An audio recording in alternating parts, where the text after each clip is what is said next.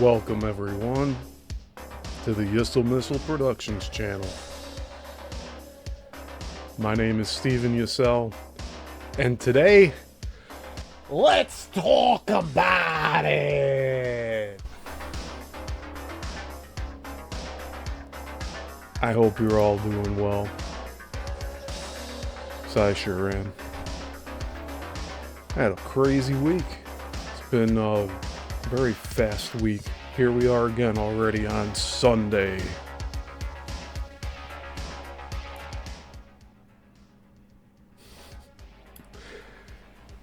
It's been it's been a real busy one. But we're here. And we have a few things to talk about today. I really wanted to frame the show around, are we really living in an artificial construct? There's been a lot of videos on my feeds that I scroll on social media talking about this stuff here and there. But really, it makes one think about how this is all put together. The latest reel that I saw, which was early this morning, was somebody talking about that the sky has hexagons and octagons, and that few people can see that. And most times it's under influence of substances, so it's a tough subject. Very tough subject. But nothing chemical or artificial with the substances. It's what was it, psilocybin? People were seeing the hexagons. Very interesting stuff. But today I also have Ghost in the Shell. I was able to acquire an Italian language version of the manga, so we'll be able to browse through that briefly here on the screen. But we also have some viewer, one of our consistent viewers here, John. He tipped me off to one of the channels that both of us follow, Enter the Stars, and they were covering the movie Equilibrium just recently. And that's something that I almost touched upon last week, but I didn't feel like it fit what we were talking about for just time constraints. It didn't fit. But I think today we can briefly look at that, because that was also brought to my attention back when I was getting into the Matrix back in the early 2000s, before the sequels came out. I believe it was my first introduction to Christian Bale. And then not too long after that, it was American Psycho. I'm also noticing that my voice tends to go when I'm speaking about things that others don't want me to speak about. It happens at very key points, too. It's not my confidence. Just my throat gets choked up for some reason or another. It's very odd. But we'll be talking about Equilibrium today, too. So we'll be seeing a few panels from Ghost in the Shell. I believe we can look through some of the film stills. But I also wanted to mention that last week's live stream got hit with copyright by Warner Brothers. And I'm not sure that all of you know this, but New Line Cinema is a subsidiary of Warner Brothers. So they financed both Dark City and The Matrix. So they knew exactly what they were doing. Case closed. But Equilibrium also has a very interesting connection with The Matrix, because I know a few of my old friends were saying that Christian Bale would have made a better Neo, and I tend to agree. You have the very flat Keanu Reeves and his acting style. But Christian Bale has much more range.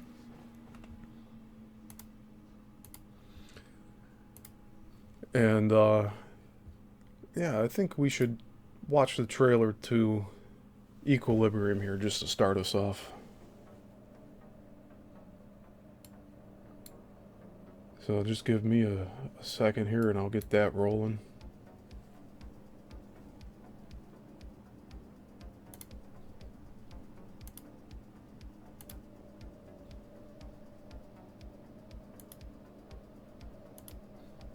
So this is the IMDb page. We'll be looking at this in a split screen here, because this is the only way we can properly critique this stuff without getting hit with anything.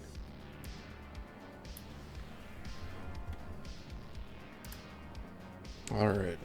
So this is Equilibrium. The trailer. It's just the trailer. It's for promotional purposes. Anybody watching that's trying to hit the channel, this footage we're about to watch is supposed to encourage people to go seek out the entire film. So hopefully that's the case. But let's watch this thing. It's only a minute and 17 seconds. No audio. Can't do audio. Sorry about that.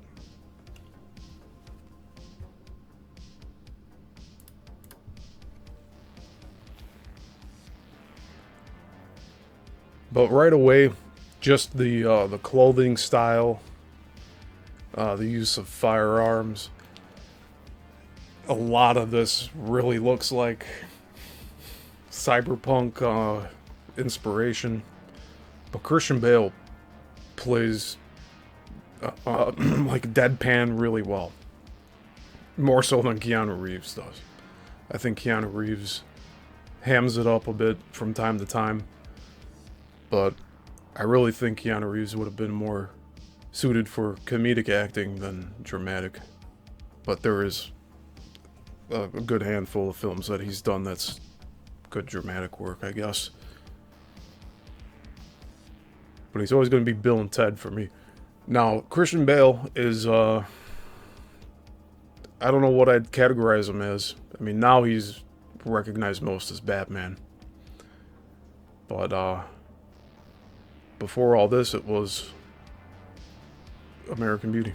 Or American Psycho. Gotta get that stuff out of my head. Alright, so that's that. The logline for this film is, in an oppressive future where all forms of feeling are illegal, a man in charge of enforcing the law rises to overthrow the system and state. Now, really interesting connection here between American Psycho and Equilibrium is there's a scene in both films that either talk about or deal with a cat. In American Psycho, near the end of the film, he goes to an ATM and the ATM asks him, "Feed me a cat." And he starts looking around for a stray cat on the street. In Equilibrium, Christian Bale's character finds a cat, which, in the setting of the movie, you're not allowed to own pets or show feelings. And he comes across this cat in a box or something, and he takes it home with him, and then that encourages him to fight the system and overthrow it. and this came out in 2002. So you could technically say that there's inspiration from the Matrix franchise in this, especially from the first one, considering the time frame. Equilibrium 2002, The Matrix 1999. But there's a lot of symbology in the film. I do recommend to go check out Enter the Stars. I haven't watched Enter the Stars' video yet, but I know he does a really great job breaking down symbology and Easter eggs. So this is right up his field. And Enter the Stars was the first one to actually point out, in my recollection, to point out the use of telephone booths and its significance with copper and it being a conductor, and the way that phone booths are used in Hollywood cinema. So there's a lot going on there. And you even have, Bill and Ted has the phone booths. You have the Matrix that has the phone booths. Bill and Ted, you have two of them that pop up. And there's a 9/11 symbolism with that. And then you also have Back to the Future that has 9/11 symbolism everywhere. But, yeah, that's that. So I recommend those of you watching, if you haven't checked out Equilibrium, give it a shot. It's actually very well put together. It's a very clean looking presentation. So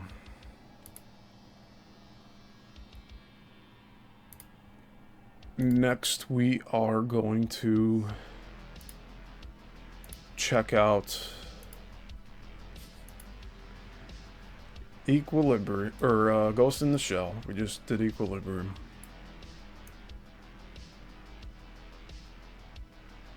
Now, as I said earlier, this is an Italian language copy that I have here. There really wasn't much I could do about that. But we'll look at the visuals here. Again, this was released in 1989. Possibly worked on as early as 1987.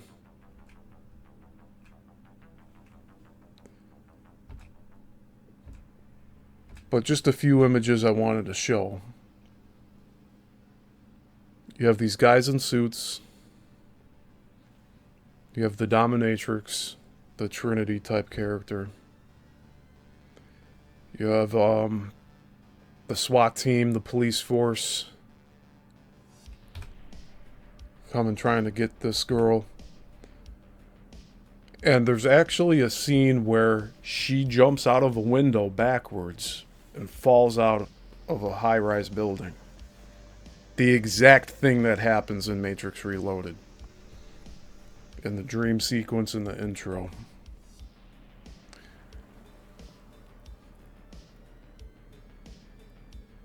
In fact, this is it. Right here. These panels.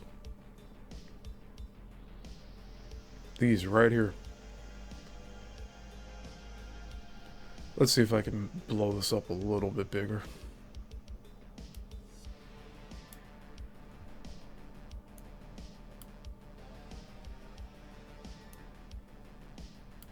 I'm doing my best here. Alright. So, these two shots right here, the Wachowskis lifted from Ghost in the Shell here and used in the opening of Matrix Reloaded. Without a doubt, in my mind.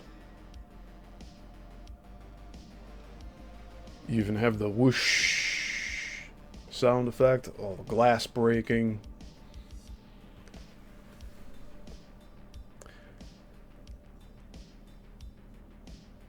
And I do believe she is wielding firearms as well. So very uncanny.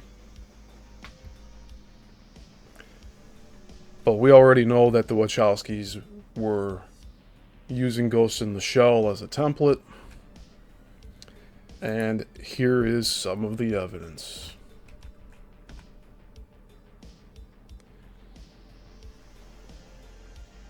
Now, there's a whole lot of different concepts in this manga.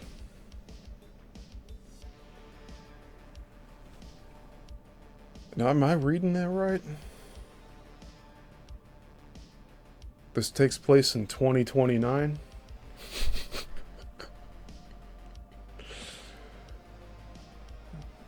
Sci-fi does like to do the 40 years into the future type of thing. So this was released in 89 and it was the setting was taking place in 2029. Now I know that not all of this is going to match up, but you could see right here there are jacks in the neck. Again, Ghost in the Shell, 1989.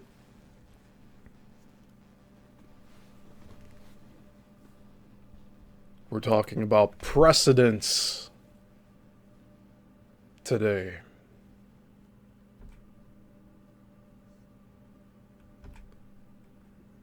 What work preceded the other? Well, sure looks like jacks in the neck occurred here in Ghost in the Shell well before the Matrix. That's for sure.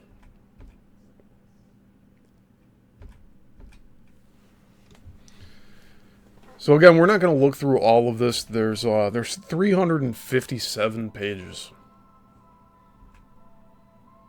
And I can't read any of this anyway because it's all in Italian. And even though I know a little bit of Italian, it's not going to help me get through this.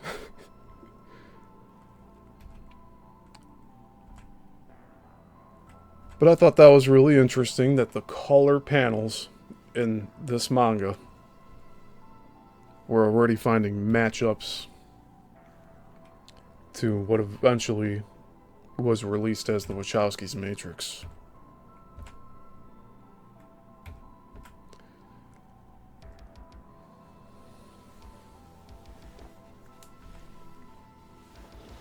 Thank you, Zen.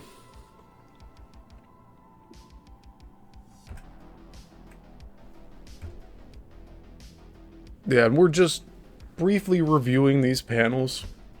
It's nothing, nothing vindictive here. I'm not trying to keep people from getting the manga. I mean, it is accessible to anybody. You can seek it out and purchase it.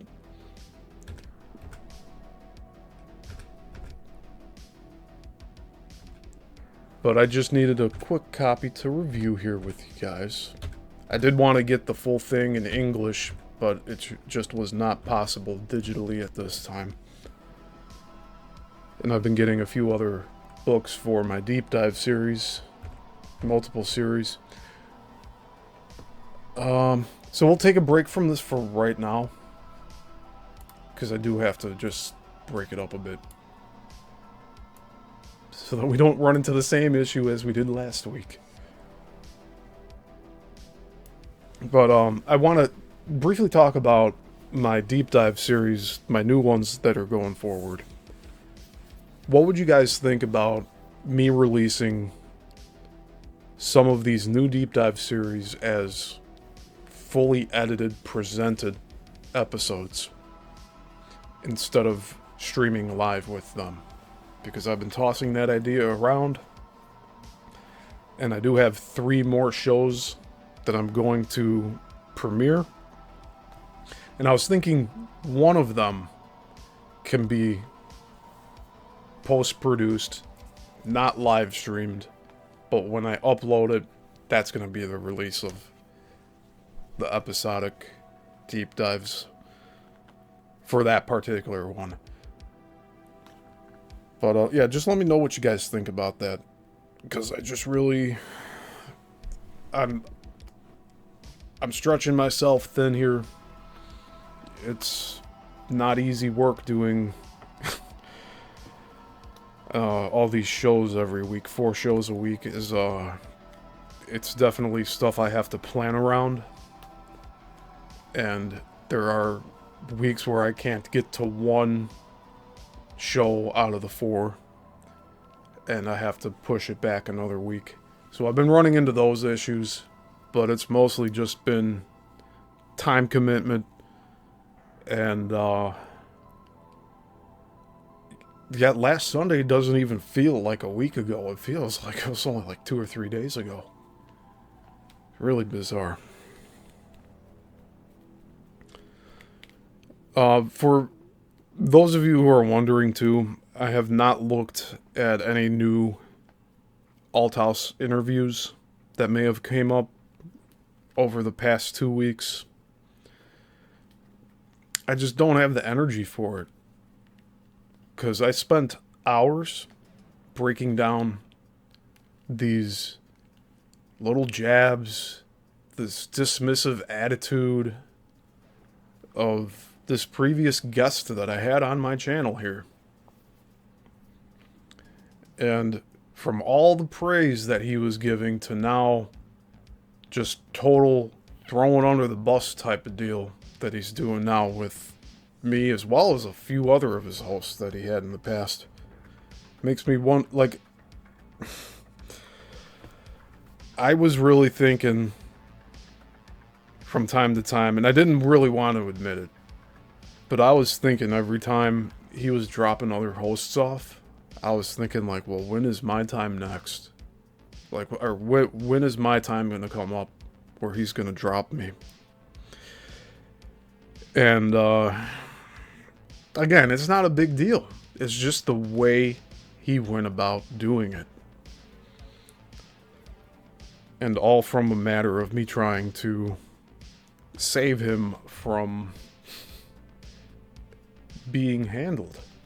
So it's really bizarre.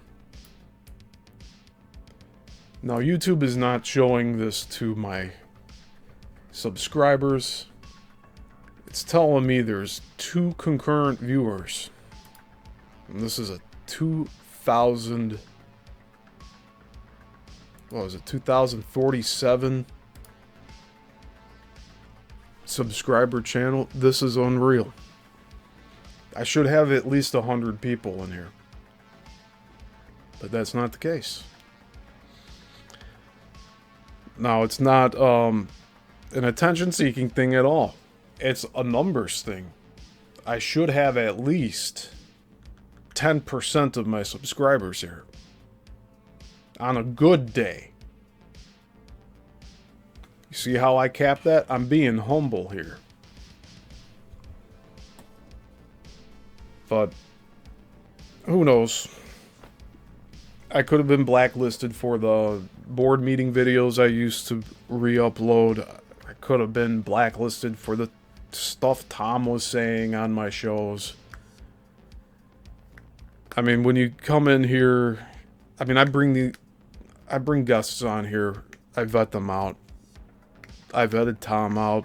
His story seemed solid. But if you notice, he does a lot of shit talking about other people. For someone who says that he wants to help the world, he sure knows how to point out everybody's fallibilities. Whether he's right about it or not. Because he's clearly spreading misinformation about myself. Saying I left him hanging high and dry. His quote to me in his email was 5 minutes to eternity. He didn't fucking care. Alright? 5 minutes to eternity. But yeah. At least that's all over now. Or he's not going to come on this show anymore. And that's his choice. I left the door open for him to come in here and defend himself. But he'd rather compare me to a Frosty the Snowman character. All right. Well, I know I compared Tom to Franklin or Michigan J. Frog, and you could say that was just as bad. But when the guy's going from show to show, I thought that suited him perfectly in terms of actions and character. Singing the same song, turns on and off. Like you could talk about the Matrix day and night, but then once that's done, shut down for the rest of the day. And that's Michigan J. Frog. Just a normal frog sitting around.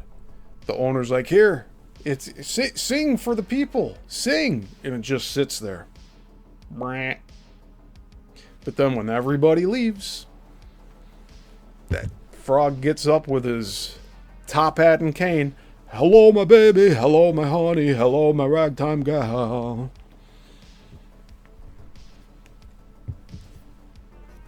And I thought that was a fair comparison. Especially for what he ended up doing. His next big show. Once he got Roseanne, he felt he didn't need any of us anymore. He views us as peons. But he goes on smaller and smaller and smaller channels to then go talk shit about the larger channels that he used to be on. So just he keeps on shrinking his base more and more and more.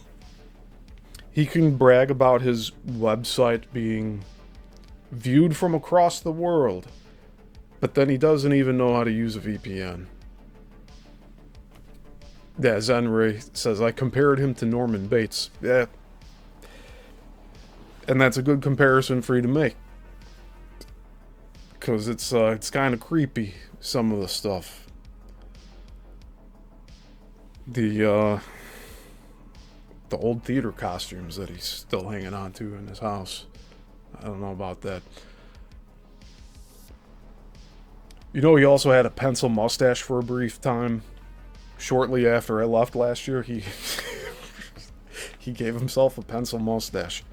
And I don't know, I think Brenda said he did grow it out like that, but he started off as a Sharpie and then actually shaved it into its thing, and then he took on the moniker of Mr. Lampshade or some shit. I don't know. I mean, you talk about somebody that's out of touch. That's pretty out of touch there. Like, who the heck is... Who younger than myself is going to get that reference? Anybody under 30 is not going to, like, know what the heck that even means. Was it from the game Clue?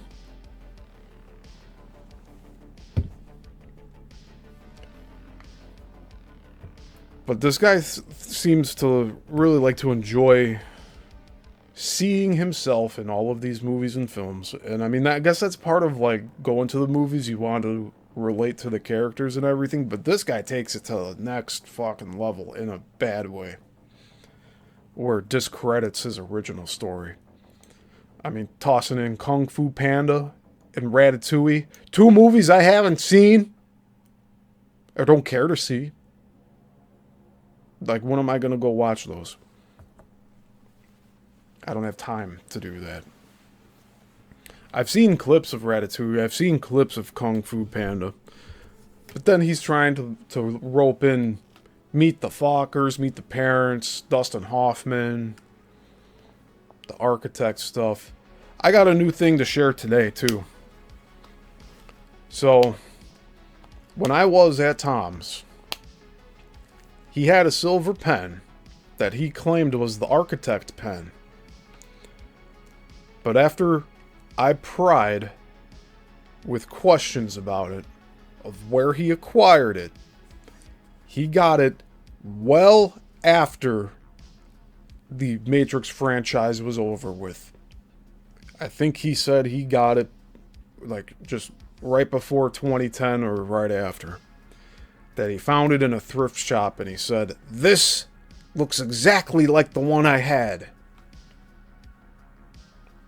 Alright. Then why the fuck you have it there And why the fuck are you telling me that it's the architect pen? Because at first impression, I was like, ooh, just like everyone else. But after asking him to elaborate and him revealing what was actually going on with it, I'm like, this is shit. Why even do this? Why present it in that fashion? That further discredits you, Tom. If I were to have filmed the documentary at his place, and we included that pen in the filmed interviews, then that would have been all scrap footage when I got to the editing room with it. Because it doesn't solidify his case. All it does is muddy the waters even more.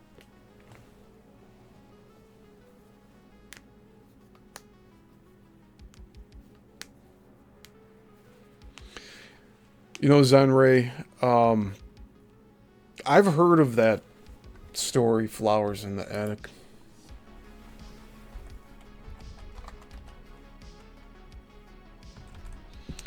Yeah, the situation with Tom and his sons, I really don't know what's true and what's not at this point.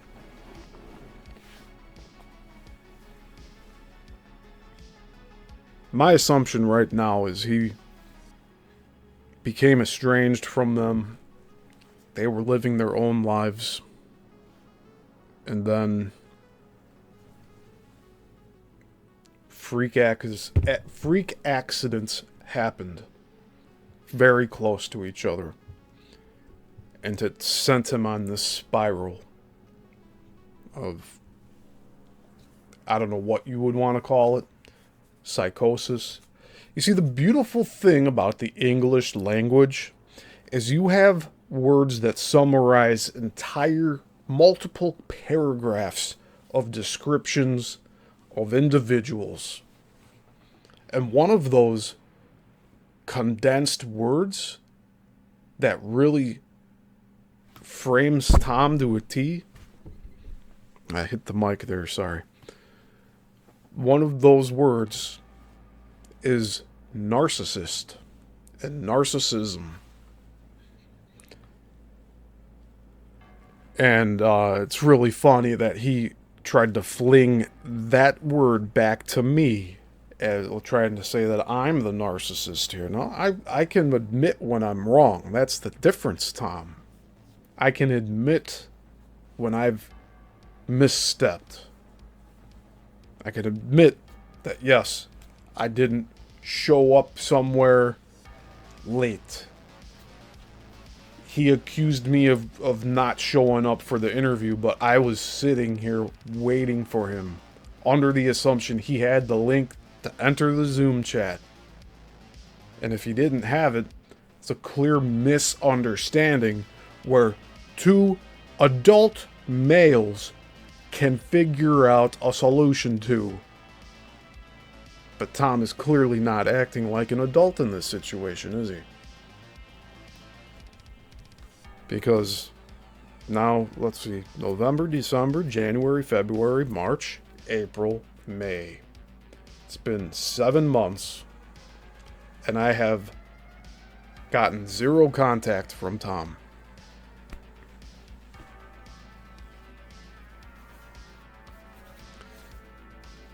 Zenray says, flowers in the attic, the grandmother hides the grandchildren up in the attic and feeds them poisoned cookies, and the mother allows it in order to be accepted into the family. Wow.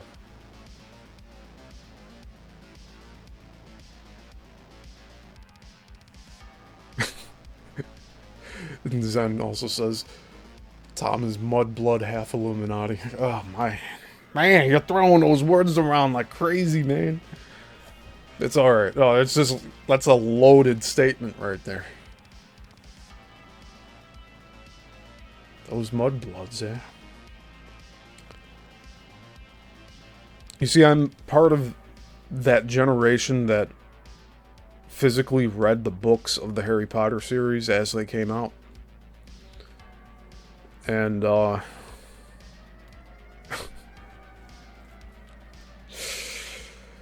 Man, oh man. When I do these deep dives and I'm reading these books, I'm realizing that I can pronounce and understand a lot of the words that are being used. More so than most people my age, I believe. And I guess a piece of proof that I'm very well read and my vocabulary is large. And this is just a side note here, but I believe it was 8th grade. I was a runner-up in the spelling bee, so I was 4th place. I misspelled the word burglary. And I misspelled it because of feeling the tension in the room. See, and that's another issue with me. Like, I have these other gifts that I'm not fully aware of yet. And feeling the energy in the room is one thing. This past Friday, I went out to McHenry, Illinois, and I filmed the band over there that I've been filming for many years now. But after that gig, like, I was just euphoric. I was, to use a lack of a better term, I was on the moon. Like, I was just so overwhelmed with how, like, relieved I was that I was back to filming and doing gigs. Something that I haven't done for quite a while now, unfortunately. But I do hope to pick that up going forward and do more. Keep it repeating, going every weekend, doing that stuff. I'd love to get back to doing that every weekend. Plus, the money is good in there. But, you know, since 2020, a lot of things changed. After the venues closed down, these bands were trying to just save every penny they could. They didn't think they needed to have video anymore. And it's just unfortunate. Or they've taught themselves how to edit, and then they don't need my services anymore. It's unfortunate. But yeah, going back to the spelling bee thing, it was like I got nervous from the tension in the room, and I misspelled the word burglary. And perhaps that made me more of a spelling freak later on in life than if I were to have passed that and gotten into the final rounds with the top 3. It's like, I was in it to win it. I wanted to win the spelling bee. I really believed that I could. And to make such a simple mistake due to I guess it was a form of stage fright, but like, there's something just being in front of a crowd. You're never going to not have that heart palpitation thing happen. It's always going to pop up at some point. And it's because we're alive. We're human. So after that point, like in high school, I went on to do theater my junior and senior year. Or no, what was it? My sophomore year and my senior year, I performed live theater in high school. And senior year, I did a musical, and I was a pretty large supporting character in it. For Bye Bye Birdie, I was the father of the main character, the girl that runs after the Birdie character. So I had all of this experience throughout high school of performing in front of large crowds. Eventually, that got me comfortable with showing up at public board meetings in my village here. My ease of talking in front of an audience, I attribute it a lot to those experiences. And then even here, it's like I need to always get over that sensation of like I'm gonna let people down if I don't do things the right way. Like, that's why this show is a more relaxed show, and we're not focused on one topic. Although, to look at the background, this kind of turned into a let's talk about who really wrote the Matrix type of deal. But I really don't care. I like a lot of this. I put so much time and effort into trying to find the truth about what's been going on, and I don't need to hear the naysayers tell me not to stream, not to do this, not to do that, not talk about this, not talk about that. You see what Ghost in the Shell has. Tom didn't want to talk about it. He dismissed it. I was looking up Flowers in the Attic.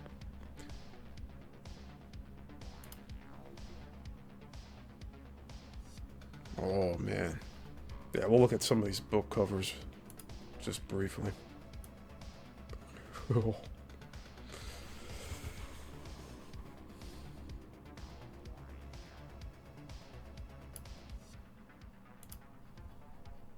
But yeah.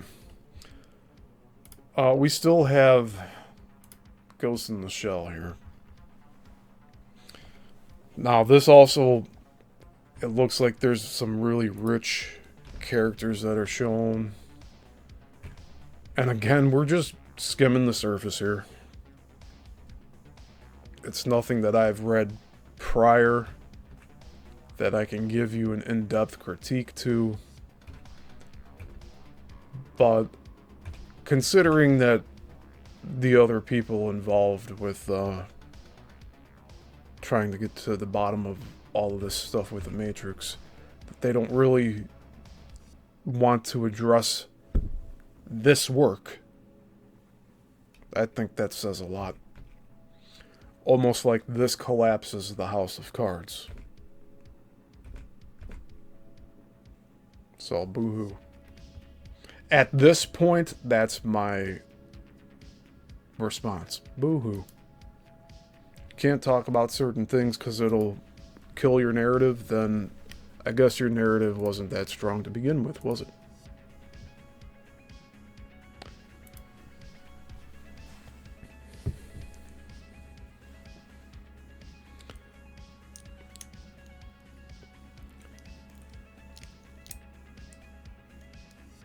So yesterday I had the Chicago Film Industry Show.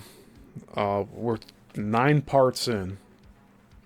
We have 6 parts left through the end of June, covering Flickering Empire, and then that will be pretty much it for the Chicago film industry, unless I get some book covering Edison, or specifically covering S&A Studios, or specifically covering Charlie Chaplin's time that he spent in Chicago and the film industry here. And, or if I find a book on Selig, then I'll definitely expand on that series. But I feel that the Chicago film industry series that I'm doing on this channel is going to be one of the first ones where it won't be weekly anymore. So that'll be one of the first ones to take a break. And yeah, at some point all of these will be capped and they'll be complete, but I want to make these as thorough as possible. And I want to give easy access to these topics to people. So we're taking it at a steady pace. It's nothing too wild.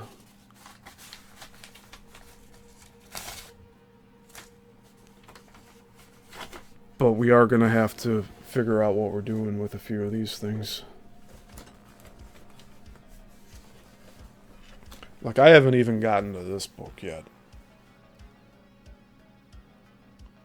This book was featured on the news rack in the film They Live with Roddy Piper. I think John Carpenter strategically placed that in the film as something for his audience to look into. And I do believe that ESP is a thing. I've encountered a few people that seem to share that trait. It's a little spooky. It's a little woo-woo. But it's definitely something that occurs.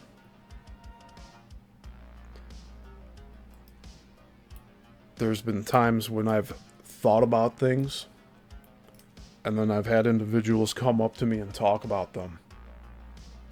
It's like, what prompted them to do that? And I think some of these people that have these gifts are unaware of them. I don't want to say that they're like hearing voices in their head or something, but these thoughts may not be their own. They might be reading other people's thoughts and then coming and talking to people about what the other person was thinking about, such as what's happened with myself with a few individuals. And I wonder if that's what's happening with that. But this book was not written by Edgar Cayce himself. This was written by Doris Agee under the editorship of Hugh Lynn Cayce, which I believe it's a relative of him. But again, you look at the publisher, Warner Books. So we have Warner Brothers, yet again, and it's in the form of literature now as well. So we really can't seem to get away from Warner Brothers. But they're a big part of what you see as the backdrop. And everything else we've been talking about here for the past 5 episodes.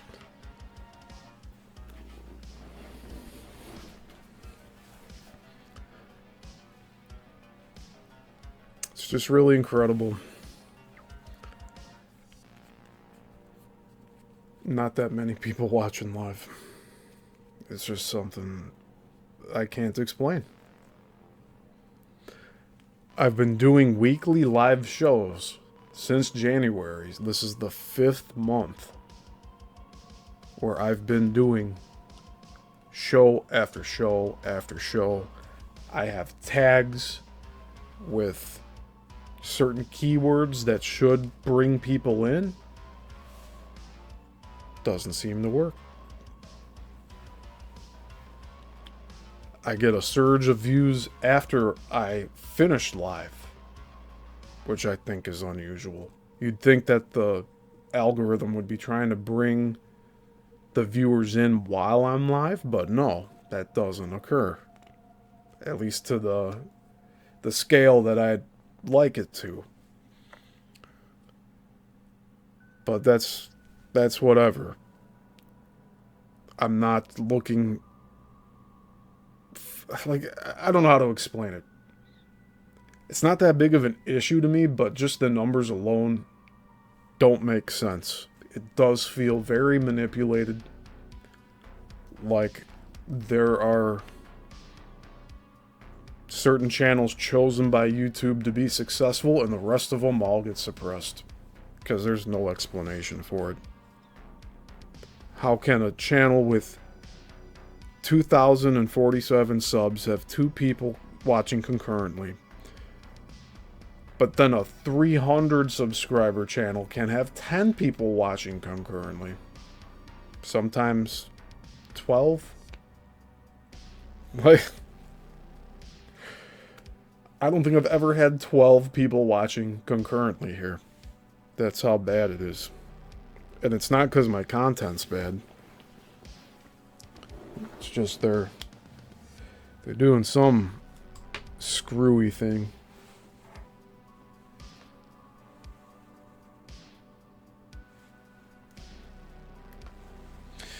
And you know, eBay is also the same way. There's a certain cap with the algorithms. I cannot get more than 10 items sold every weekend. Somebody went and bought 9 CDs, but bought them as individual orders, made me have to go and condense them all down into one. And nothing against that buyer, by the way, in case they find this channel and watch it at some point. Nothing against that guy. But eBay viewed that as 9 separate orders, plus I had an extra one from prior to that Friday evening. So, you know what happened? One sale yesterday. And we're still waiting today, 12 hours into the day, for a sale for Sunday. But according to eBay, if it's running on some AI algorithm or whatever, it's viewing my store as having sold 10 items, and that's it for the weekend now. Because it is capped. I don't know why. Some days I can, or some weekends I can get like 14, 15 orders, but that's with an extra day. Like, I'm sure next weekend, for Memorial Day weekend, I'll probably get 15 orders. But that's still following the same template of no more than 5 orders on any given weekday. And then the same thing goes for the weekend. By Monday, I'm having 10 orders to ship out. Most of the time, less than that. But definitely more than 5 after the weekend's over.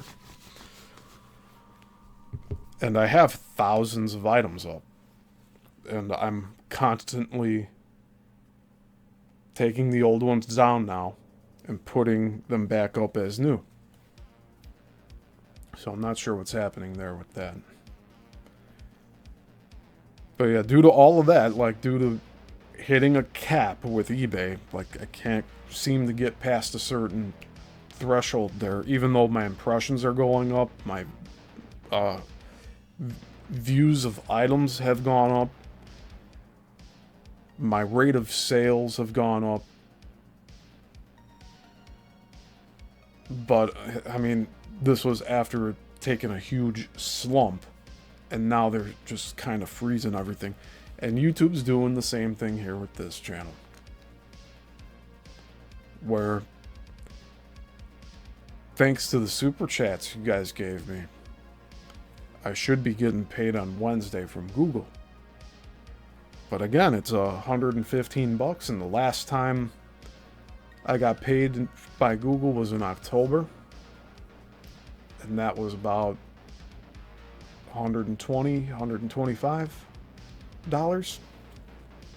So you tell me how I'm supposed to survive on all that. That's why this Friday, when I went and filmed that music gig, I was very relieved, but also it reminded me where my passion lies. And that's going out and helping and filming. Like, I love filming and putting my perspective on things. When I'm filming with the camera, I'm ending up giving that final shot to other people to use. But I'm proud that that's my shot, you know? I take a certain sense of pride in my work and the way I present things. And everything's a lot more lax with live streaming. I really didn't want to start live streaming like I am now. But after the lockdowns 5 years ago, that was almost becoming inevitable that I would have to do something like this. But now I have a good variety here. It is bringing new people to the channel. I had new subscribers that subscribed on Thursday, so thank you guys. I do hope to hear from more of you soon. Don't be shy. I do not bite. Contrary to what others may say. But, yeah, the Bermuda Triangle series is really bringing in a lot of new people. The Chicago Film Industry series is the most viewed playlist on the channel. So that took the place, that knocked the Alt House interviews down to second place. But yeah, it's not a competition. I'm just trying to get this stuff out there. So at some point, we'll get these new shows going. But I have the intro for the Great Lakes Triangle finished, and man, is it good. I really enjoy it.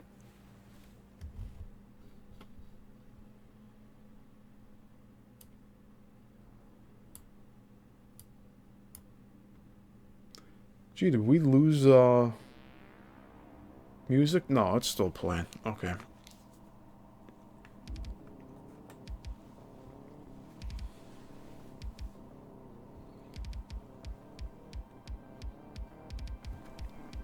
Yeah, I don't have too much else to talk about today. Like I said, I did not research for the past 2 weeks on whatever Tom's been up to, but, you know, he's out there doing his thing, obviously.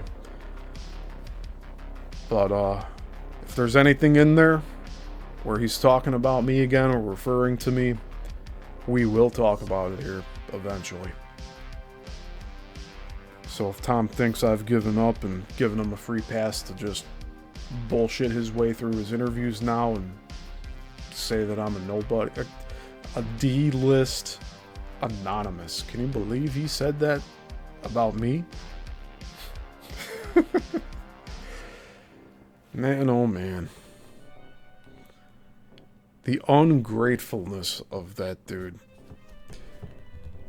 And for him to be able to be so detached like that, that's why I call him a narcissist. Because out of all the praise that he gave me for all the work and time I poured into editing, not only presenting him here live for all of you, and to get a clean video and audio feed of him, as well as myself, and then for him to go turn around and talk so poorly about me, as if I didn't do a single thing for him. That did hurt me. I mean, the way that he just decided to end the business relationship is just, it's wrong. Nobody should have to go through any of that. But yet here I am, having experienced that with him. So that sucks. But we move on. And some of you may think, oh no, Steve's not moving on. No, I mean, this is like an extended epilogue of all this stuff.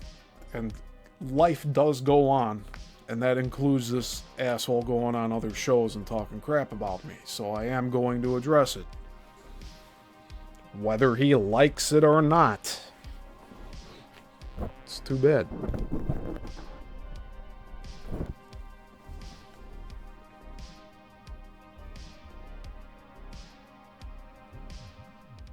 Let's see here. We're almost at an hour in now. Oh, look at that. See, we were just talking crap about eBay. Just saying how the algorithms weren't working. But a DVD just sold. And again, these are movies that I acquired that people were throwing away. Or they just didn't want them anymore and were giving them away.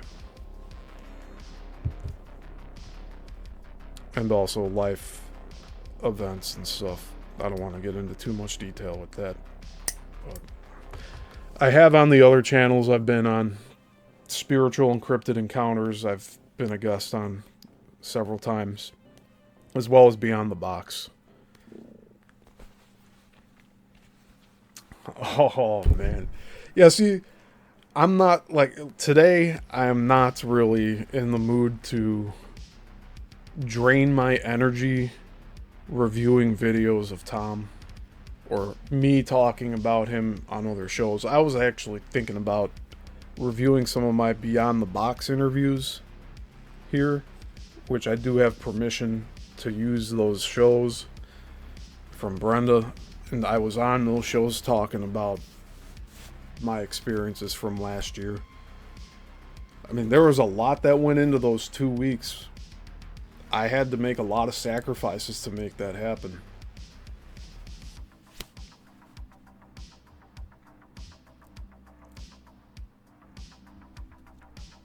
And it's insulting to me the way things turned out. If I had known that this would have not bared fruit, I wouldn't have watered it.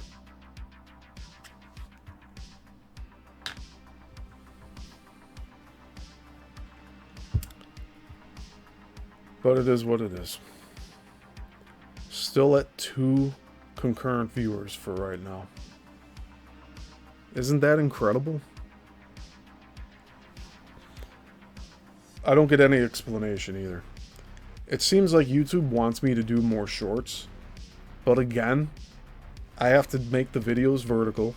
I have to go into the editing program and cut the clips and everything. And I don't want to flood the feed with bullshit.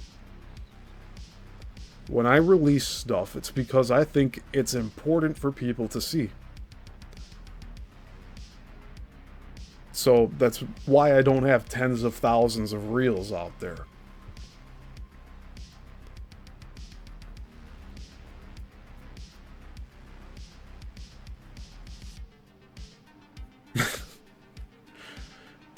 Zen says Tom loves to kill gardens, apparently. Yeah.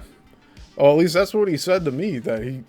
When I asked him about the garden, one of the last times that I did talk to him on the phone, what was it, last September? It's like, oh no, it's dead. What? Excuse me? The same garden that you were so excited about, that I helped you dig out, that then you told me no, you didn't want it there, and you covered it up and then dug out your own spot. And while you were digging that out, I'm like, I'm sleeping in the morning because you're too fixated on the garden. But then in the middle of you doing gardening, Tom, you claim that God's speaking to you, you need me to transcribe your thoughts. Like, no, dude. I don't... Firstly, the structure of all of that, what I just described, is so chaotic. Like, I'm not going to be up at 6 in the morning waiting around for 4 hours for your fucking thoughts from God to arrive. And then I have to scramble to help you before those thoughts leave. And if I'm, like, not there within your little 2-minute window, then your thoughts are lost. And then you spend the rest of the day sulking around, being like, oh man, we missed a big one. Like, get the fuck out of here, man. I spent my time out there so that I would have been fine working day and night on producing a documentary for him, where we could really get into the nitty-gritty details of his whole situation. But he didn't want any of that. We could have sat in front of a camera for 5 hours and just talked about everything. He didn't want to do any of that. No, let's write a book. Who gave you that idea to write a book, Tom? Was it Penny? Because initially you were saying it was your mom, and I think that was a cover-up. Your handler did their job. Took your time away from working with me while I was there. Oh, I have this show to do in the morning with Penny, and then again in the afternoon, and then again this evening. Dude, you're doing 3 fucking shows today? Like, that happened out there. And then he's telling me we're not getting any work done. Well, no shit, buddy. What the fuck? When you cram your schedule like that, really what you should have did, Tom, is tell Penny, Steve's here, we're working on the documentary, I have to take a hiatus from the shows. Click. Done. But no, I need to be there for Penny and her show. And then he has the gall to tell me in those emails that he didn't show up here or got cold feet and left after 5 minutes, where he's saying, like, I can't believe you would bring up your subscribers, that, like, they're looking forward to seeing me on your channel, Steve. Well, what else am I supposed to say? Am I supposed to lie to you? Nobody cares, Tom. Nobody cares that you're showing up. That's why you're getting all these views on my channel, right? So you care about Penny's subscribers, but not mine. I get it. I get it. Your priorities are out of whack. Don't worry about it. Yeah, he did totally gaslight me, Zen. Zen says, that sounds like torture, Steve. Sorry you went through that. I have... Oh, man. I got so much content that I could just slow release from those 2 weeks. I have audio clips from our note-taking. I have my own, like, audio blogs that I started doing. He encouraged me to do audio notes about my time there. But it's, I don't know. It might be interesting to some of you to hear it, but, like, really, I'm trying to make excuses for his behavior and why he's so fucked up. I say it's the PTSD or whatever from losing his children. But he has no fucking pictures of the two sons anywhere in his house, up on the walls. Nothing to just remind him every day. But he says it's always on his mind. And then he's talking to himself while he's going through his daily tasks. Am I going to walk in on him and interrupt that stuff? No, I'm sorry, man. Like, you're busy. You tell me when you're ready. And, hey, if I'm sleeping when you're ready, I told him, walk into my room. I say the same thing about, like, there's a narcissist that I've told that to in a different occasion. I'm like, if I'm asleep, or if you need to talk to me and it's important, you could knock on my door, but you can also just open the door. There's a handle on the door. You can turn it and it opens the door. And then you can walk through the door. And then that leads right back into here with the Matrix talk. What did Morpheus say to Neo? I can only show you the door. You're the one that has to walk through it.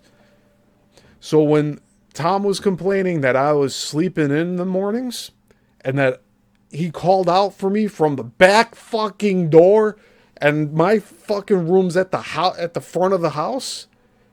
Steve, I'm ready. And then he says he didn't hear me. That he didn't hear a response because I was sleeping. I'm like, dude, if you were ready, you should have came in the room and woke me up. And he's like, oh, no, I'm not going to do that. That's a second instance of me dealing with a narcissist like that, where they are afraid to open doors. Like they're imposing on someone's personal space. It's so fucking bizarre. They'll go and destroy all of your personal property because you looked at them wrong. But they can't walk through an open door. Or a closed door, for that matter. Closed door, forget about it. Open door, they'll kind of sulkily, am I allowed to fuck your life up here today now? Is it okay? But if the door's closed, they'll just walk straight fucking past it. Oh no, you were busy. You were busy. Whatever, man. I don't know what to say. These narcissists are really a fucking handful. And when you have to walk like you're walking on eggshells,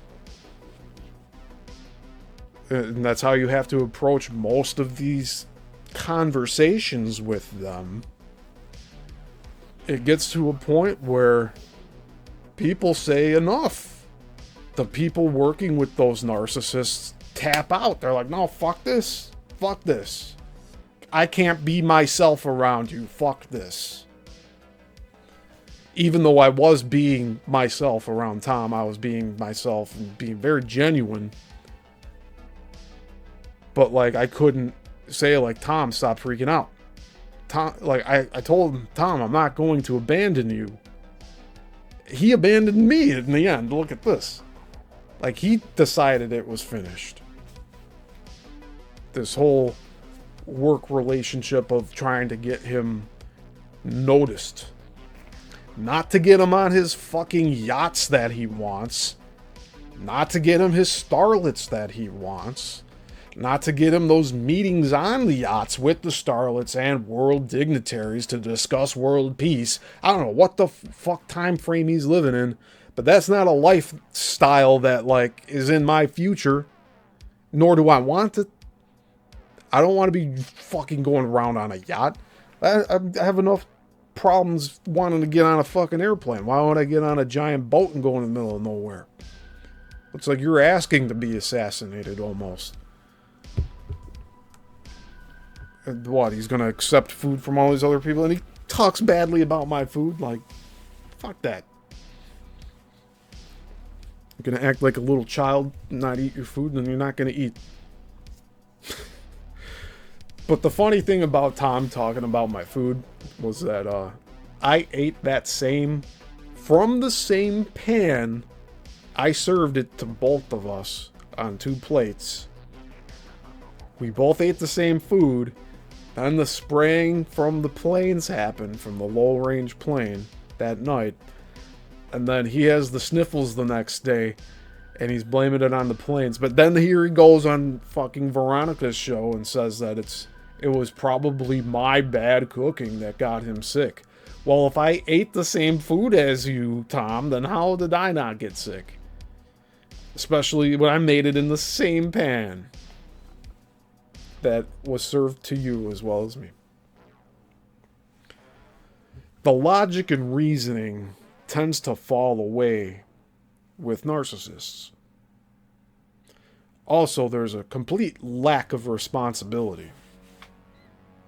So, talking all day about a documentary. Oh, a documentary. We're going to make a documentary. We're going to make a documentary. He's going on all these shows talking about, oh, just wait until the documentary's released. There is no fucking documentary. Nothing's being worked on. Nothing's being made. It's all fucking talk. And then when he decided to assign me to do books, he goes on John B. Wells' show not even days later after I got there for a second time last year. And John B. Wells asks him when the book is going to be ready because he brings up about how he's working on a book now with me. And he mentioned my name, I believe, but he like said it weird, like he mispronounced it.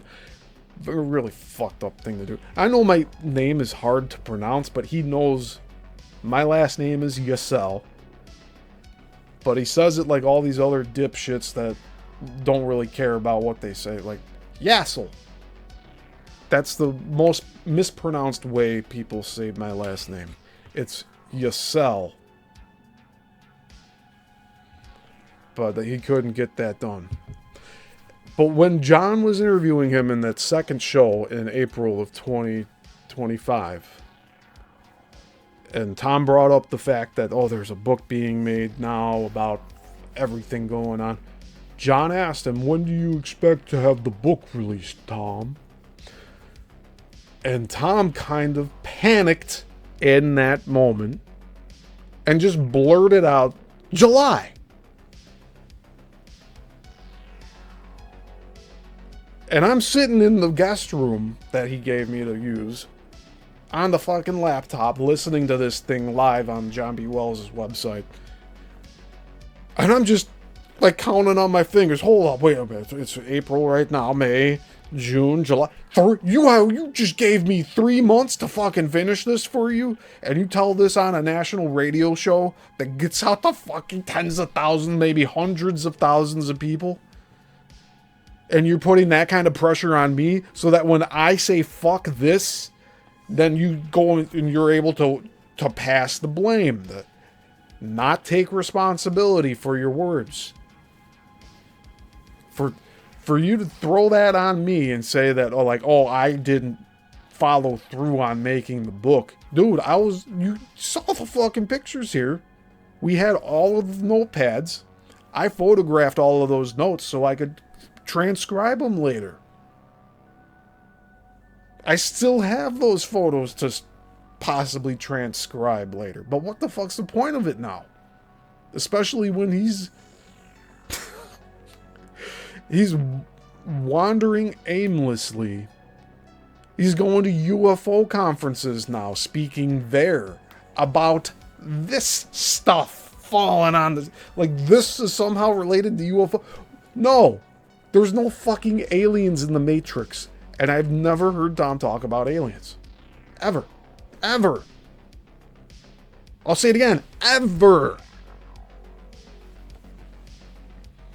And I had also mentioned on the Let's Talks, I said, don't trust Carrie Cassidy. Cliff High worked with Carrie Cassidy. I trust Cliff High. He's already died and came back to life. Had a coming to Jesus and God moment there. But part of that, the reason I say that, Cliff High doesn't give a shit about what people think with what he says. But he has vast amounts of research on AI models and language models. He studies language models to potentially predict future events. So he has a high understanding of artificial intelligence and how far it can go. And his stance is that a spirit cannot possess an artificial intelligence structure. And he says that Carrie Cassidy's going around saying, yes, it can. And he's saying that's bullshit that she's saying that. And so I believe Cliff when he says to stay away from Carrie Cassidy. But how does Tom view this? That I'm trying to take away all his friends, that I'm a handler now, that I'm getting rid of all. You know how many times I've had narcissists flip the script on me with many situations. This is yet another one. Here I'm honestly trying to help him. There's the handler. There's the handler. Doesn't fucking matter how close they are to you. That's the point. They're handling you. They will show up as a friend. They will show up as a lover. You've said it yourself, Tom. You had wives that turned out to be handlers. Being concubines for you for some other fucking nefarious bloodline fucking continuation ritual. Whatever the fuck you want to call that. I know you have one son, Aiden. He didn't seem to like to spend time with you. Maybe it's because he's a teenager, he'd rather play video games. I was similar growing up myself. But I also dealt with living with narcissists. Okay? Well, maybe one.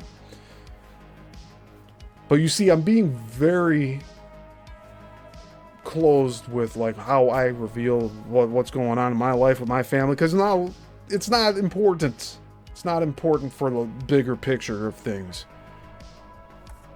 What is important is that you know that I have had many experiences dealing with narcissists. And it explains so well the behaviors of individuals, and it's like you could sum up months of behavior with just that one word. And that's why it hurts them so bad. And I don't use it to hurt them. It's just they're like, oh... Tom said himself, my words are like daggers. Well, I guess I'm Kung Fu English, motherfucker. Right? Like, what else am I supposed to say? make you feel inferior, that's again on you. Zenray says it's a lot more than just narcissism, I have a feeling. Yeah, I believe it's a little more than that myself. I mean, we were talking about possible schizophrenia.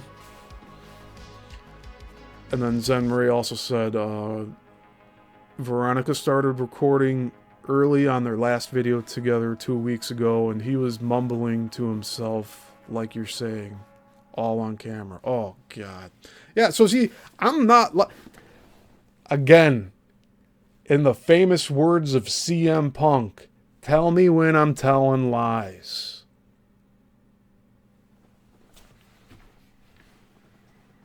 Okay, I got this to wash down on the table here. Okay, I got the spoon. I got the pan. Okay, got to dry this off. Okay. And then we do this and this. All right. And then do this and this. That's the behavior I witnessed from him. And yes, I ad-lib a bit so that I can get that effect off, so you can understand the way he was behaving. Like, I wasn't quoting word for word there what he did, but that's, in essence, how he behaved.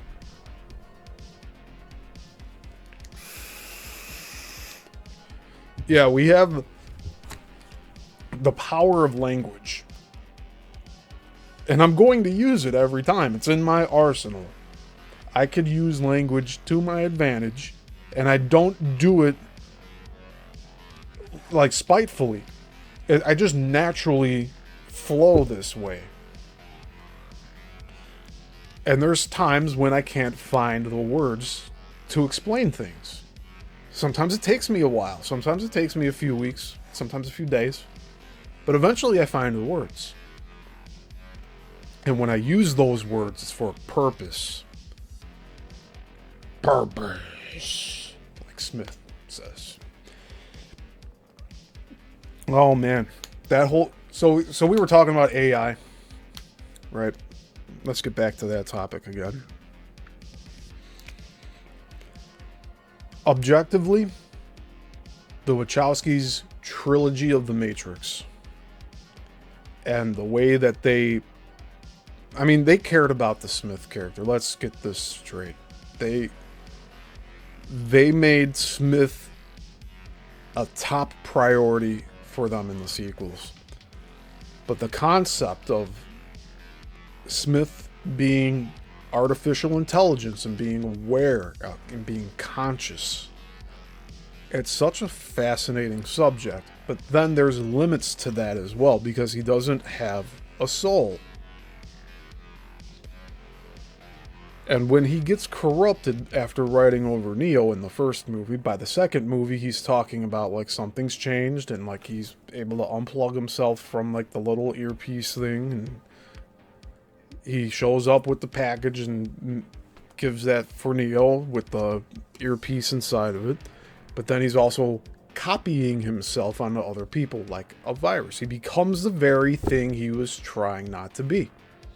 So it's a very cool type of character study with Smith.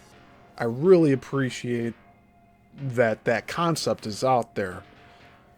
And my interpretation of Smith, I've never gone into full detail with, but I might actually make one of those edited videos, not a live stream, just covering the Smith character. Because my concept of what was going on with him is that the corruption that became of Smith eventually had him seeking out his creator, but it also got him obsessed with fecal matter. And this may sound gross, but if you are not a human, you're not a living being, you're artificial intelligence,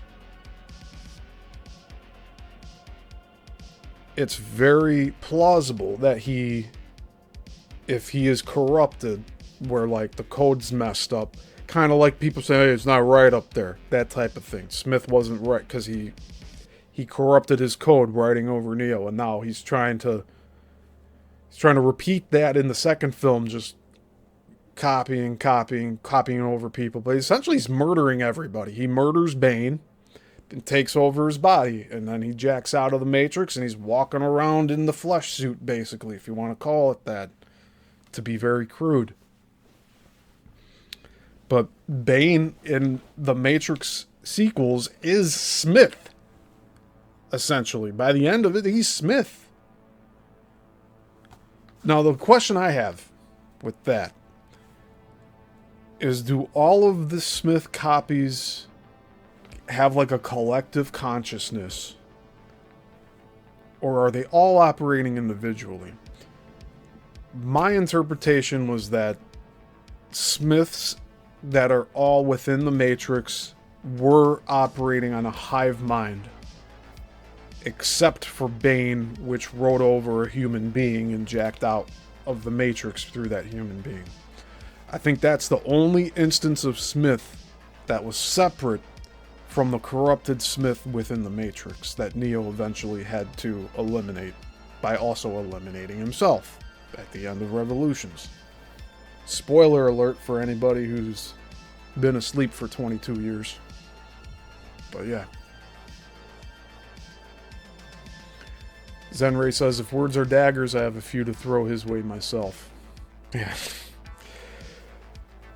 Zen, you just, you take your time. When you're ready to talk about it, I'm sure people are going to really appreciate what you have to say.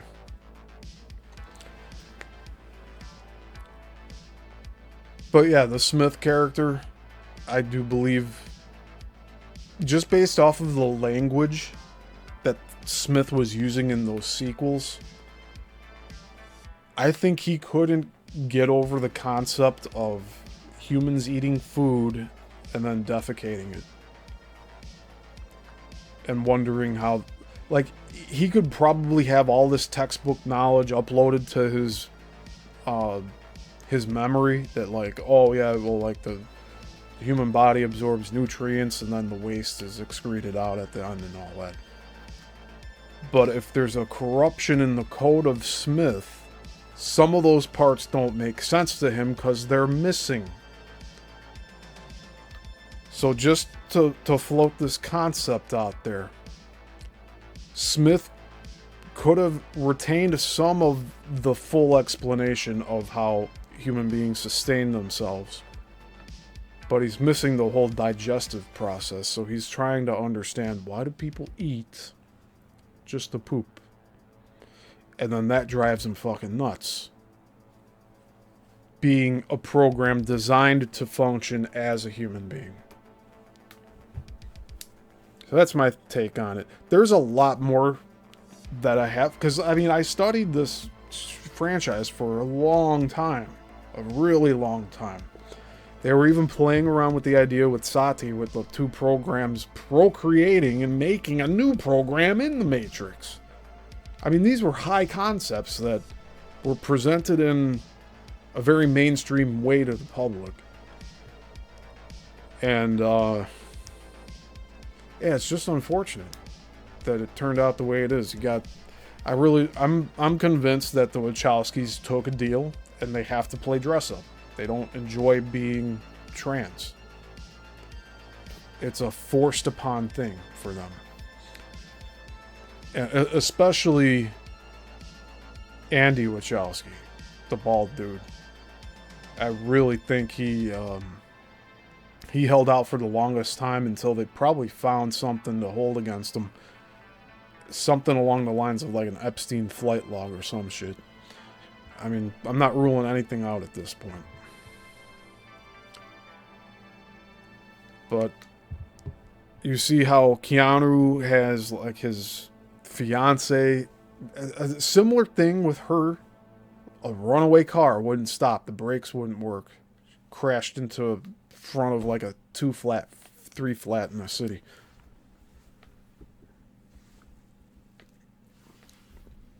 You could come to the conclusions that these people all took deals. That's why they're so successful in Hollywood.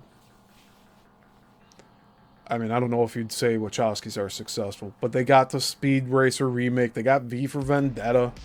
They kind of shit the bed with Cloud Atlas and whatever Rising. Like, these are the later films I don't really care about. Sense8, I don't care about. I never looked into those. Bound I did look into. Bound has the 11 symbolism, the Freemasonry stuff. 1 and 1. Come on, the 2 sequels to The Matrix, Reloaded and Revolutions. It's all about the duality of the 1 and Smith, I guess not the 1, the 0. The 0 and the 1. And you put 2 objects together, that's 11. And then you frame everything with 11s. I see that throughout Hollywood films. Especially big blockbuster films. Also B movies. The ones that just were made to initiate some of these people. Such as Bound. Bound was a real B movie at first. That was like the precursor to The Matrix. Just like Memento was a precursor to Nolan getting the Batman franchise. And only because of the Blade screenwriter. I think it was David Goyer, if I recall correctly. I'm convinced that Nolan has made sacrifices of that magnitude.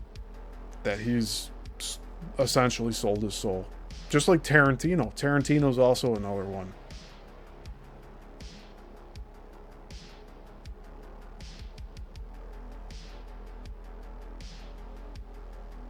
It's just a shame. I grew up believing a lot of this was organic reach. Or just talented people were getting noticed. Like Kevin Smith the Kevin Smith today is not the Kevin Smith that I watched growing up. The Kevin Smith today's had the heart attack and the seeing God moment, but now he's like crying at every movie he watches. It's like got a big dose of estrogen. I don't know what's going on with Kevin Smith. But I did appreciate his early works, even though it was a very, very crude collection of works. Very vulgar. But I was introduced to that stuff 7th, 8th grade. Around the same time as The Matrix, to be honest. It was like right after. It was like I watched the Kevin Smith franchise collection, whatever, and then I watched The Matrix not too long after that. So it was good comedy for me with Kevin Smith. It was more intellectual stuff with the Matrix.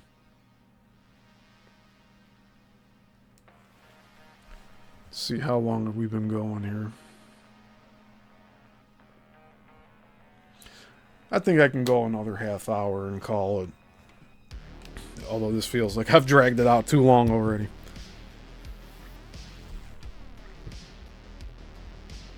Let's see here. We'll look at a few more pages of Ghost in the Shell while I talk here. But yeah, when I was getting... So, like, I got introduced to The Matrix between 2000 2002. I had the ending of the original Matrix spoiled for me. I walked in on the end of it being played in my house. And I don't think we should be showing too much of this stuff. We're just going quickly through here. So when we were prepping, when my buddy and I were prepping to see the new Matrix Reloaded and Revolutions, we were on lastfreecity.net, which no longer exists. It's a huge forum of all these people talking about their ideas of what they think the Matrix sequels will entail. And damn, that would have been a good thing to archive, because there were probably really good fucking ideas on there. But I was also made aware of that they had, the Wachowskis had put together a graphic novel prior to making the first Matrix. And then here we find out eventually that it's it was the storyboardist that got all of these images put together, and then the Wachowskis just said, oh yes, that's exactly what was in our heads, and then they went and made that whole thing. So they pretty much stole this dude's artistic style and said it was what they thought when they were creating the first Matrix film. It's just real shitty all around. But they did get the graphic novel published. And as we've heard from Tom Althouse here, that Bonaventura wanted Althouse to look at this graphic novel here, Ghost in the Shell, which is from '89. Just so that he can get an idea of the cyberpunk aesthetic, right? So he was told to do this and he refused to look at it. And I didn't look at it because I just didn't, like, I didn't have a care to look. Look at this. A lot of this looks very similar to what the Matrix graphic novel looks like. Like, here's another image of a pod.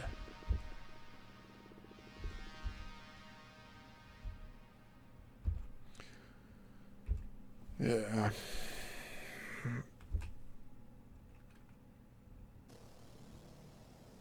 Look at that, 2029.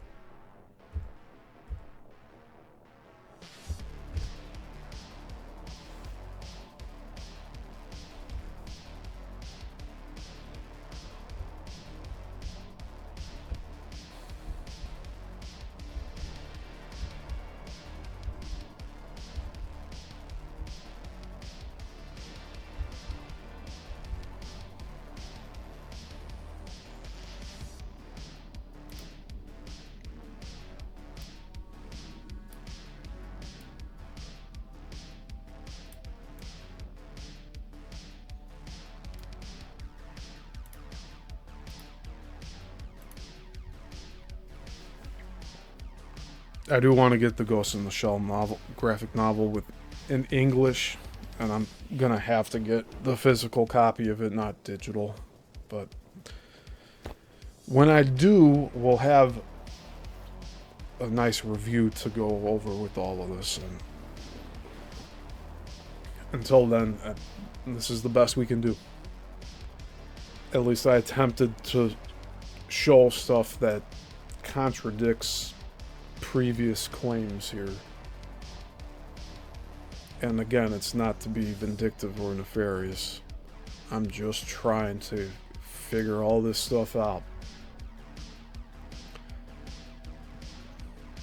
My tagline on a lot of these platforms that I put videos out for is I'm a filmmaker seeking truth in film and politics. And during this Let's Talk series, I've been saying there's truth in everything. Even some of the biggest lies. There's truth in there somewhere. The lies bury the truth, but you can find the truth in the lies if you look hard enough. And it varies from thing to thing. So it makes all of that difficult the further you delve into things. But I'm still here. I'm not getting rid of anything. It's never been my intention. I always put stuff out that I'm happy with. I enjoy producing content. I've always been that way. The very few things that I have taken down from my channel have been at the request of previous clients that had better work from me later on. And they're like, take the old stuff down so we can promote the new stuff. Okay, I understand that. That's fine. But as far as my guest interviews go, like, all of that's staying up. I don't know why people would think I'm taking it down, but no, it's all staying up. I am doing a new interview with Nadine Askey, the volunteer that was helping all of those families in North Carolina. She'll be back on this channel on Wednesday evening, and we're going to aim to do this at 6 p.m. Central Time. So she'll be back here giving an update on the goings on and what she's been doing with all that. And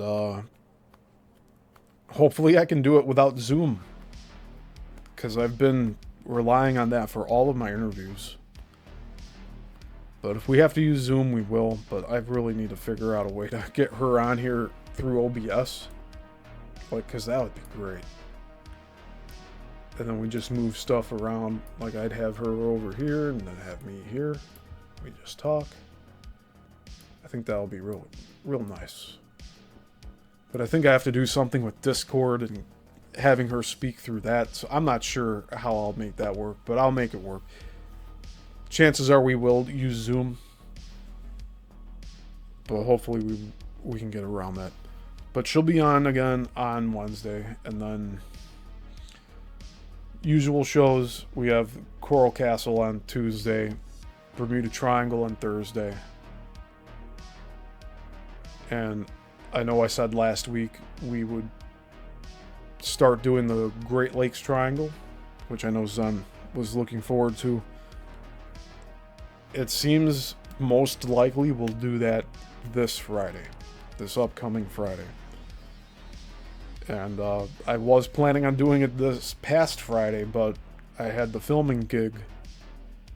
And I could have did it earlier in the day, but like I spend most of the day like getting into that mental state that like I'm going to do a job with helping out with filming and having a client and all that. Like, I need to get into that mental space. So doing something like these deep dives and then hopping on the road to go film something, it's too much for me in one day to do that. Like, I would get overwhelmed. And while I was driving on Friday to the event, I was getting really tired driving. It kind of freaked me out. I've fallen asleep at the wheel before. It was very very scary. And it was from exhaustion. Because I used to work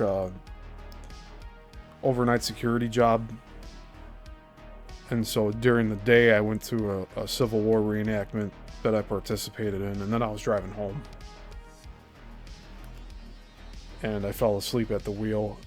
I jumped a curb and was starting to drive on a... Like, so the median was so big it had a whole patch of grass. But it had trees in the middle of the median. And somehow I was driving... So, like, I jumped the curb. I messed up both axles on the left side. Both front and back. Both tires got blown to crap. But that jump in the curb woke me up from falling asleep. So when I was driving, I was trying to keep myself awake. I was opening the window, closing the window, putting the shades on, taking the shades off, rubbing my eyes, turning the music up loud, turning it off, turning it on again. I was trying everything to make sure I could get back home. And really, I should have pulled off to the side and taken a nap, which I've done since then. Like, if I get tired and I'm on a road trip or something by myself, like when I was coming back from Texas, that last day, that final stretch going to reach Illinois, I got really tired while I was on the road. So I found a gas station, I parked up, locked the doors, put the AC on, just let the car run, didn't care, and slept for about an hour, hour and a half, and then jumped back on the road. But when I fell asleep that like the time that I actually fell asleep behind the wheel, and it's the only time that's happened. I jumped the median, that woke me up, and then the car's on the grass of this median, and the trees are like right to the left of that. And somehow I didn't hit the trees. And I was able to correct myself and get off of the median, but that also required jumping the curb again back down onto the road. And this is really tall curbs, not the smaller ones. This is like really tall curbs for a median. So it really jacked up that vehicle. It had to get towed. But thankfully, I was okay. And it's surprising because, like, I've been in situations where I'm sitting at a red light at night and two cars collide in an intersection, and then since it was raining too, they slide into me sitting at the corner waiting to turn, and I hit my head on the glass, and that was even worse than me falling asleep behind the wheel, if you can believe that one. But I refused to go to the hospital both times.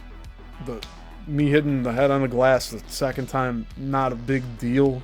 I probably should have gotten checked out, but it wasn't that bad where, like, things... Like my body wasn't giving me those signals that I need to get myself checked out. I wasn't being... what's the word?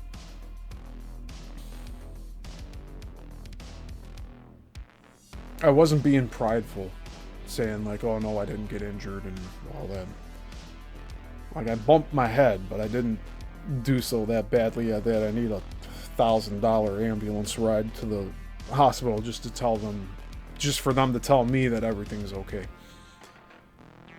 But yeah, I'm not sure why I started talking about that. I guess just driving out to the event on Friday, this past Friday. So I was starting to feel tired driving there. And so I'm like, I'm not going to let this stuff happen. At least I see these signs now if I get tired. And I went to a Walgreens and picked up 2 C4 Energies. Downed both of them while I continued to drive. Not one right after the other, but I was drinking them pretty quickly because I like loading the system with caffeine, and then everything's good. But now I have coffee that I try to have every day. I don't like doing the energy drinks anymore.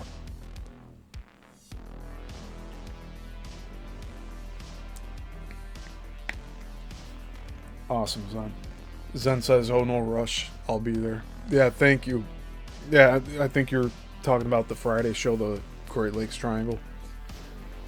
Yeah, it's going to be good. I'm really looking forward to it. It's close to home for me. I'm literally not even 20 miles from Lake Michigan. I think it's less than that. I think from here straight to Lake Michigan, going down Dempster, is 10 miles.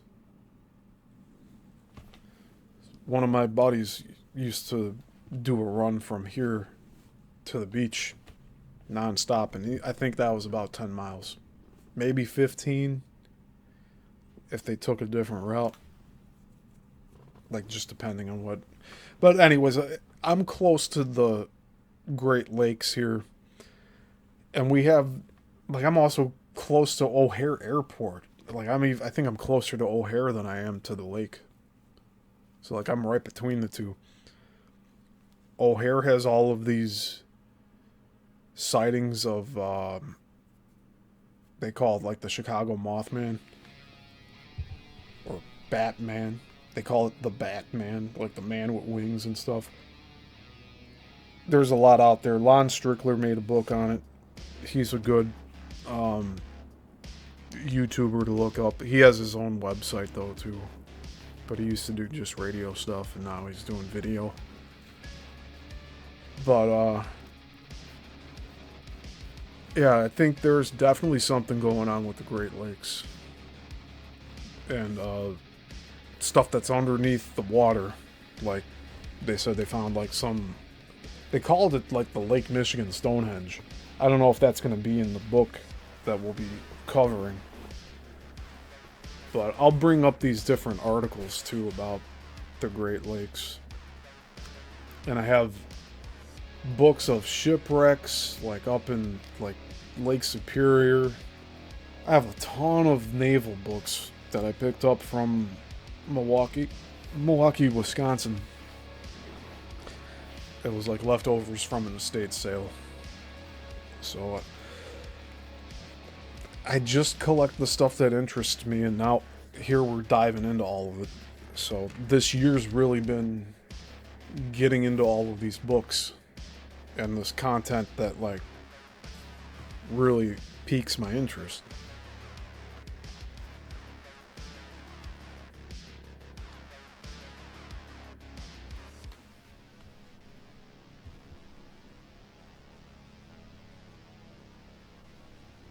So I think, yeah, we're near the end here for today. But you see how long all of this takes to talk about? It just, I wish there was an easier way to do all this. But I am playing around with the idea of doing a deep dive series that's not live, where it's more structured, I guess.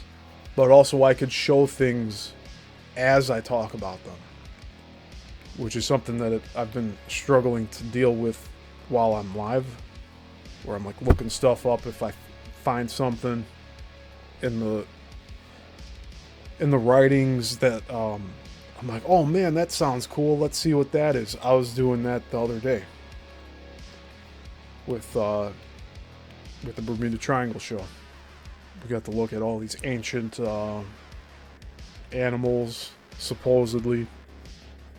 So we're just looking stuff up as we go.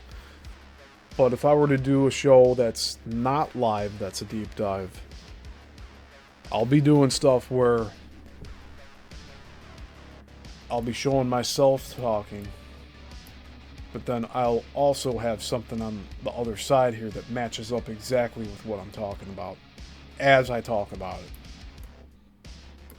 Which as of now, I'm just having slideshows go through, and I have a collection of pictures, and we're looking at those.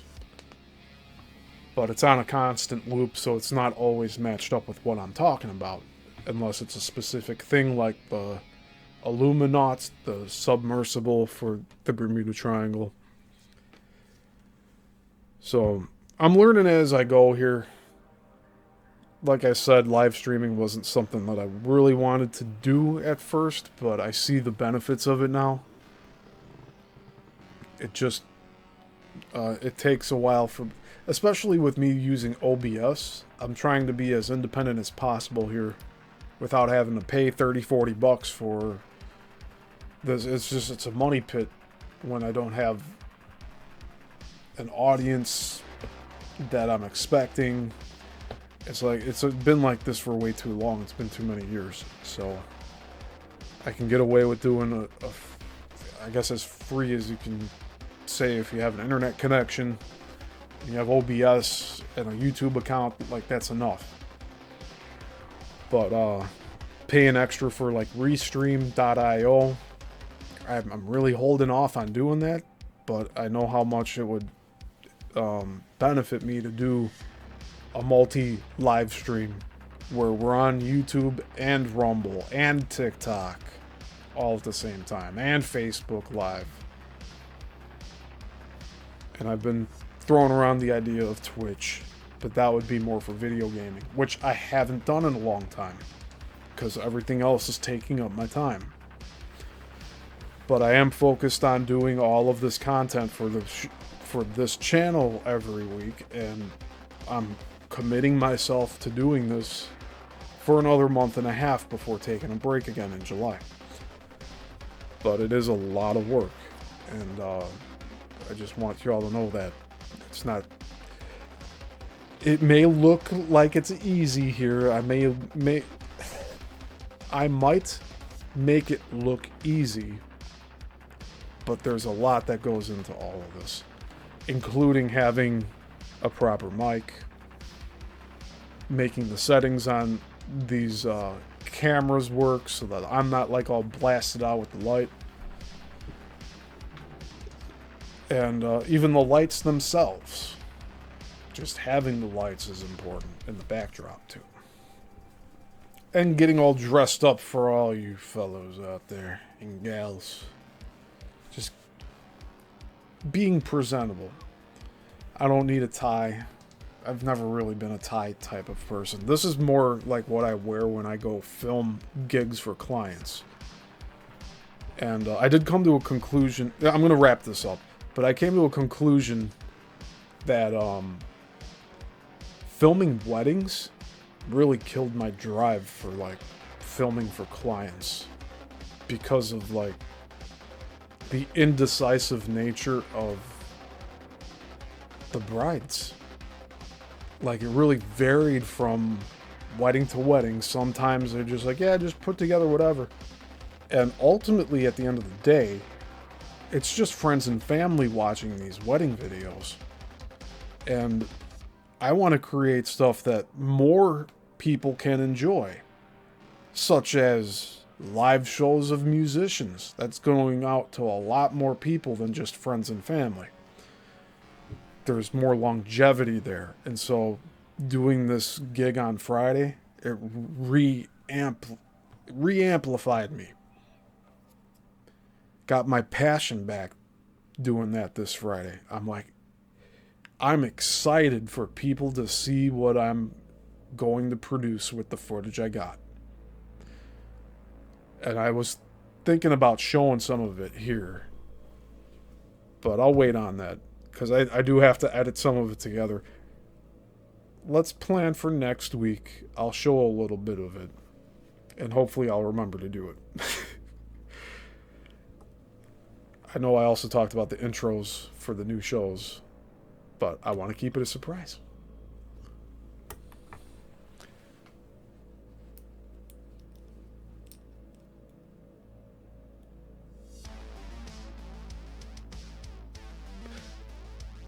Yeah, Zen, I'll definitely be doing premieres if I do like a pre-edited show. And I'll be hanging out live in the chat, so it'll be very similar. But I won't deviate too far away from what I'm currently doing and the current setup. That's going to continue on because it is working and I'm able to manage it. So, and I see you there, Woo. Thank you. You have a great Sunday too. God bless all. You know, I ended a show last night. I was on Beyond the Box. I was asked to give a prayer. So I'll say another prayer here for everyone now. Thank you, Father, for today. This is a blessing. I really appreciate the abundance that you have given me, as well as others. Please help us through any difficulties that we may be going through. And just to remember, help us remember that we have the power to create whatever we want to create. We are an extension of you, Father. You are our creator, and we create for you. And those of us that create, we are doing a service to you. And thank you. All right, well, that'll be that for today, guys. So, thank you all for being here. And until the next one, class dismissed.